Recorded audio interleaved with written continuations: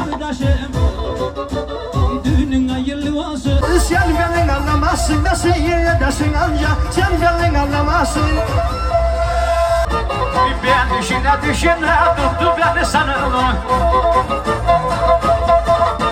Demedim miyim sana ya sonumuz ay. Ama akşam geldiğim duy, ama sevdiğim uyu, ama çağırdım kalip seslerimi duy. Yamadan gel yamadan, yana çamur olmadan, ağlardan gidelim. İkimiz kocamadan, nereye gidiyorsun? Acısıyım.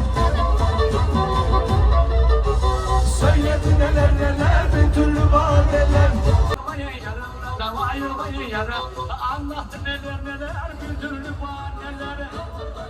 Yukarıdaki ülkeden yazıyor benim adım kulağındaki ülkeden. Çok güzelsin, hepiniz çok güzelsiniz.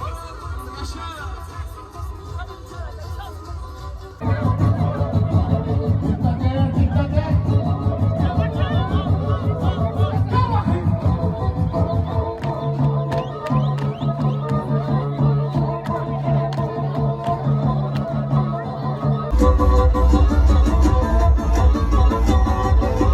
Derenin derincesi, akarsu gönlüncesi.